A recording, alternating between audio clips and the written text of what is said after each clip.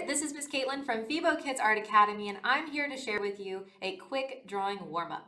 Now, in our warm-ups before our classes, we will go over either an art fundamental, learn a little art history, or we'll do a creative exercise where we get our creative minds moving, or we'll learn about a contest that's happening in our community or in the world.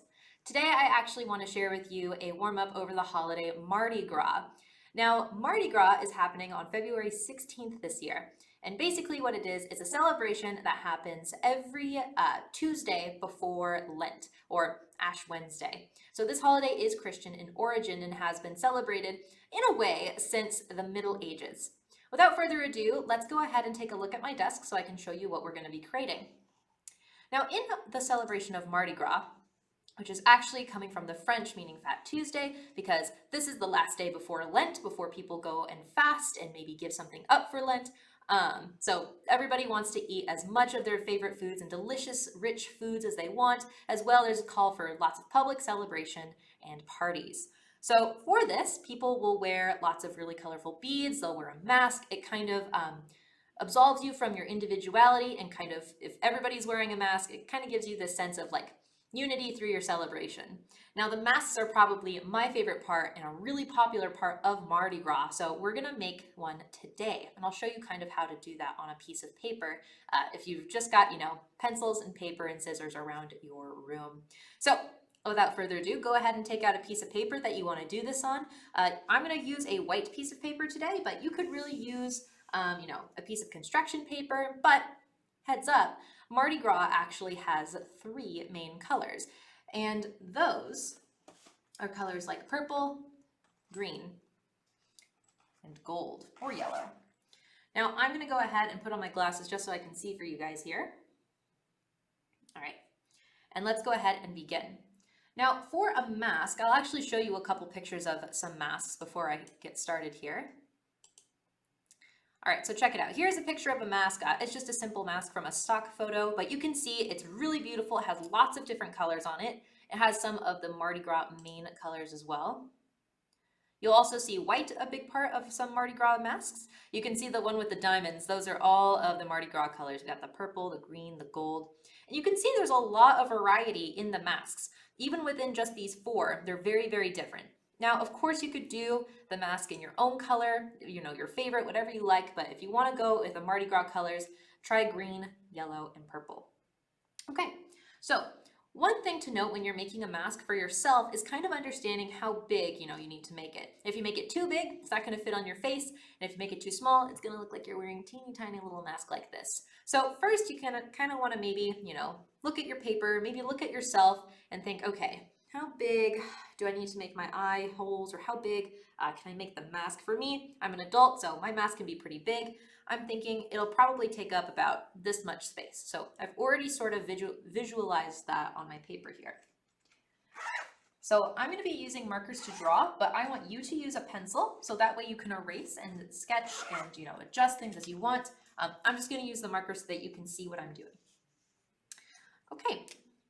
So you can really, like I said, take your own approach to this mask. If you want the top part of your mask, kind of where it would rest on your brow, to be curved, maybe follow along your brow bone, or maybe you want it to be rounded on the top, that's going to be up to you.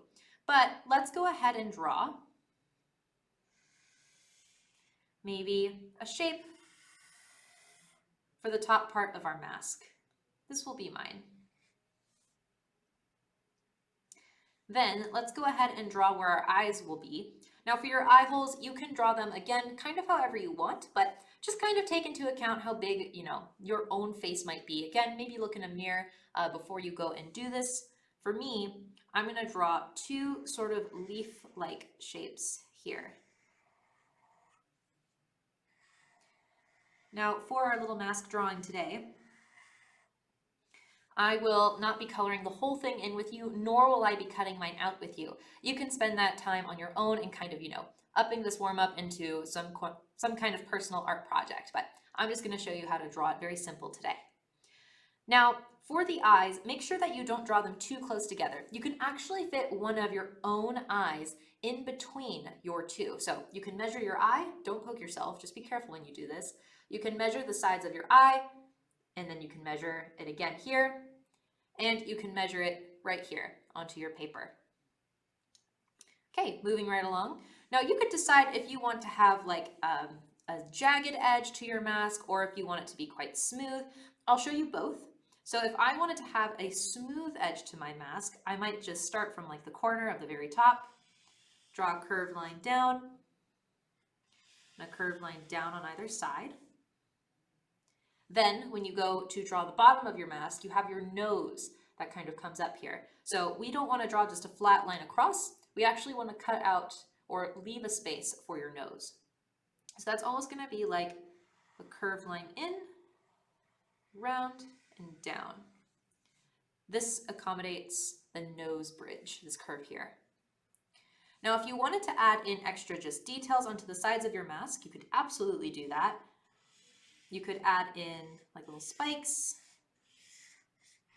Maybe these would turn into feathers if you have like craft feathers that you could stick on later. So that way it looks more interesting. From here, you can have a lot of fun just deciding what you want to put on your mask, what kind of designs you want it to be, and really having fun with the decorations. Now, I'm just going to, again, be very simple with my drawing today. I'll add in just a couple of decorations using my markers, but you can do this in color pencil or just in, whatever pencil you have here. So for me, I'm probably going to do maybe like an extra design on the bottom here onto the cheeks. That'll be a part of the mask. Now I could design and color this whole thing in and then cut it out and glue feathers to the top, but I'm working all with paper today, so I'll just draw in the feathers. My yellow marker is quite light, so I will just show you this in orange. I could draw curved lines on the top of the mask to create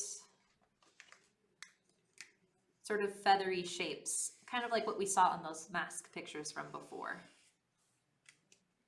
Again, these are optional. Your mask is entirely up to you and what you want it to look like.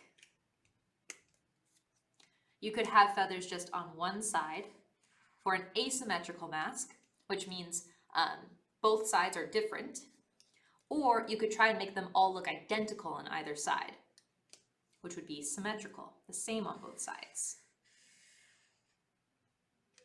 It's very common to see either one. The masks that we looked at both had some symmetrical ones and asymmetrical ones. From here, if you're drawing like me, you can add in little feather details. So you could draw like the middle part of the feather and add in a couple of lines here and there to sort of give it that textured look. I'm going to do that with both my green and my orange.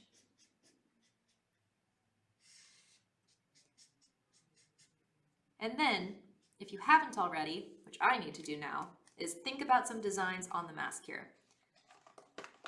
Now, I'll plan them in with my yellow marker. Maybe I want to do like a design along where the eyelashes would be on the upper lid.